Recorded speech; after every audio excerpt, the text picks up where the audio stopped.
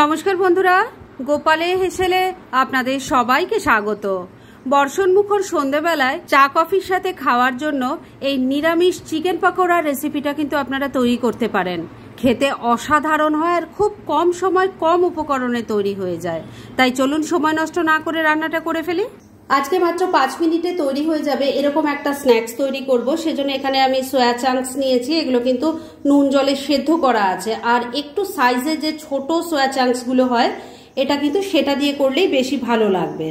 প্রথমে জল গরম করে তার মধ্যে অল্প নুন দিয়ে সোয়া চাংসগুলো সেদ্ধ করে নিয়েছি। আর সেদ্ধ হয়ে যাওয়ার পর সেটাকে নামিয়ে নিয়ে গরম জল ফেলে দিয়ে নর্মাল ওয়াটারে দুবার ভালো করে ধুয়ে নিয়ে সোয়া চাংসগুলোকে আমি ছাঁকনির মধ্যে রেখে দিয়েছিলাম। আর তারপর একটু হাত দিয়ে চেপে চেপে জলটা বার করে দিয়েছি। তবে এগুলো কিন্তু একদম শুকনো করার কোনো দরকার নেই। এবার এর মধ্যে এক এক করে আমি কিছু জিনিস দিয়ে দেব। প্রথমে দিয়ে দিচ্ছি 2 চামচ টক দই, দিয়ে দিচ্ছি একটু কাশ্মীরি মির্চ পাউডার, যাচ্ছে 1 চামচ জিরের গুঁড়ো, 1 চামচ ধনের গুঁড়োও দিয়ে দিলাম, হলুদের গুঁড়োও দিয়ে দিলাম, অল্প একটু আমচুর পাউডার দিয়ে দিলাম, দিয়ে দিচ্ছি 1 চামচ আদা কাঁচা লঙ্কা বাটা, অল্প একটু গোলমরিচের গুঁড়োও দিয়ে দিলাম, অল্প একটু গরম মশলার গুঁড়োও দিয়ে দিলাম। এবার সবকিছু খুব ভালো করে মিশিয়ে নিচ্ছি। বন্ধুরা, আপনারা আমার রেসিপি দেখার সাথে সাথে আমার ফেসবুক পেজ গোপালের হেসেল তাতেও ভিজিট করতে পারেন। ডেসক্রিপশন বক্সে লিংক দেওয়া আছে। মশলা দিয়ে সোয়া চাংসটা খুব ভালো করে মিশিয়ে নিয়েছি। এবার বাইন্ডিং এর জন্য এর মধ্যে প্রথমেই দিয়ে দিচ্ছি 2 চামচ চালের গুঁড়ো, এর সাথে দিয়ে দিচ্ছি 2 চামচ বেসন, স্বাদ মতো নুন দিয়ে দিচ্ছি। চালের গুঁড়ো যদি আপনাদের ঘরে না থাকে তাহলে কিন্তু কর্নফ্লাওয়ারের ব্যবহার করতে পারেন। এবার সমস্ত কিছু খুব ভালো করে মিশিয়ে নেব যাতে প্রত্যেকটা সোয়া চাংসের মধ্যে মশলার কোটিং খুব ভালো করে লেগে যায়। সবকিছু দিয়ে সোয়া চাংস খুব ভালো করে মেখে নিয়েছি। এবার এই বাটিটাকে আমি কিছুক্ষণের জন্য এক সাইডে রেখে দিচ্ছি। এবার প্যানের মধ্যে তেল গরম করে ফিরে আসছি। এবার সোয়া পাকোড়াগুলো ভেজে নেব। সেজন্য রিফাইন অয়েল গরম করে নিয়েছি।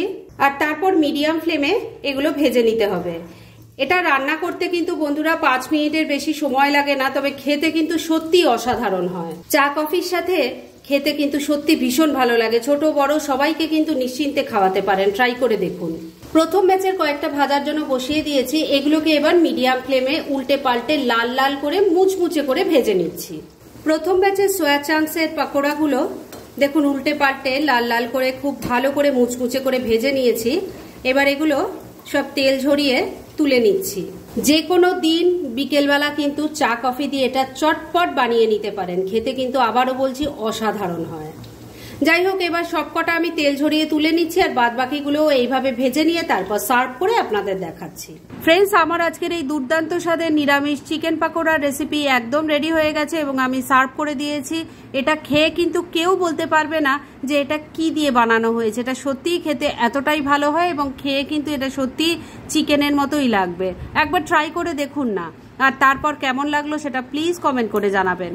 এরকম ধরনের অনেক ভালো ভালো নিরামিষ রান্নার রেসিপি আপনারা গোপালের হেসেল সার্চ করলেই পেয়ে যাবেন, যার মধ্যে থেকে কিছু কিছু আমি সাজেস্টেড বক্সেও দিয়ে দেব, সেখান থেকেও আপনারা দেখে নিতে পারেন। তাই গোপালের হেসেল অবশ্যই ভিজিট করুন।